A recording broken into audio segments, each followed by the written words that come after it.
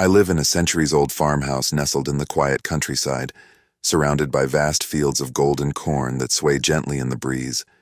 It's the kind of place where time seems to slow down, and the days pass by in a tranquil haze. But one fateful October evening, the serenity of my isolated life shattered, and the horrors that unfolded would haunt me forever. I was sitting by the fireplace in my cozy living room, a warm cup of tea in hand, and a book of ghost stories on my lap. The wind outside rustled the cornstalks, producing a symphony of whispers that had always brought me comfort. The world felt safe and predictable, a sanctuary of solitude, or so I thought. Then it came, a deafening bang that echoed through the house, making me jump out of my chair. My heart raced as I looked around, trying to make sense of the sudden noise. My initial thought was that a stray branch had been tossed against the side of the house by the relentless wind. But as I stood frozen in the dimly lit room, another, louder bang reverberated through the walls. I had lived in this house for years, and I knew every creak of its time-worn floors, every sigh of its aging beams. These sounds were familiar, but the bangs were something else entirely. They carried a weight of dread that sent shivers down my spine. With cautious steps, I approached the front door, the old wooden planks creaking beneath my feet. The darkness outside was oppressive, and the only light came from the feeble glow of the porch lantern. My hand trembled as I reached for the doorknob, my heart pounding in my chest. The night air was crisp and heavy with the scent of corn. I stepped onto the porch, peering into the inky blackness, my senses on high alert. The wind whispered through the cornfield, creating an eerie symphony of murmurs that seemed to beckon me closer. "Come out," a soft haunting voice seemed to call from beyond the field, barely audible, as if carried by the wind itself. My voice trembled as I called out, "Who's there?" There was no reply, just the rustling of cornstalks, and a faint glimmer in the distance caught my eye. As my eyes adjusted to the darkness, I saw a figure, a shadowy silhouette at the edge of the field.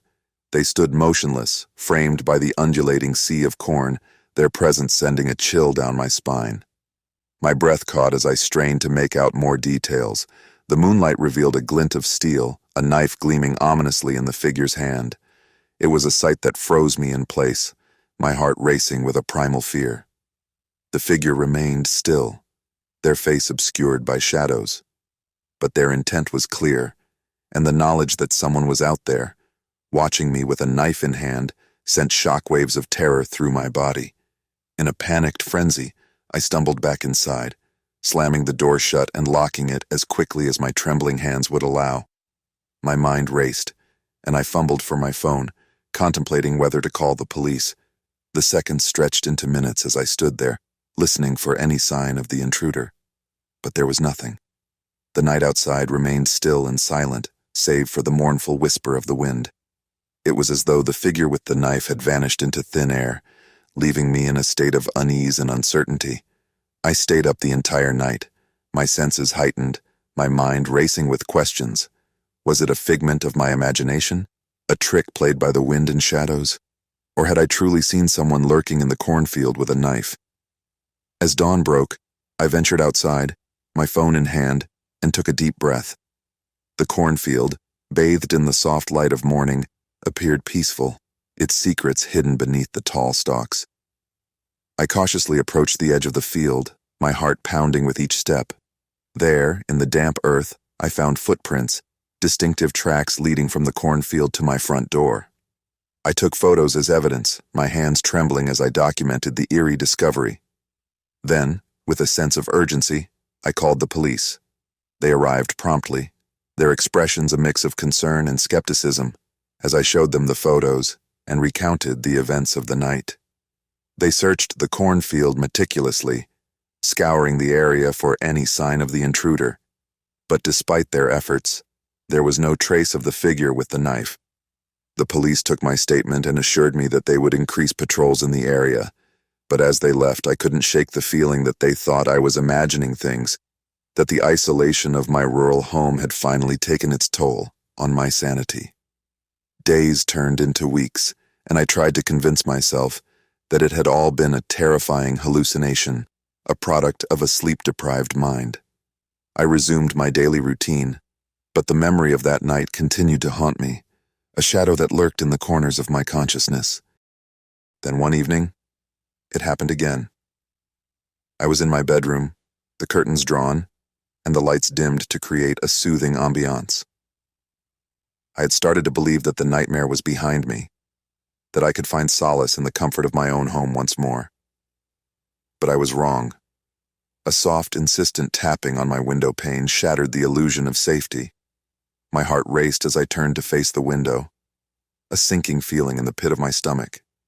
There, outside my window, was the same figure, a silhouette with a gleaming knife.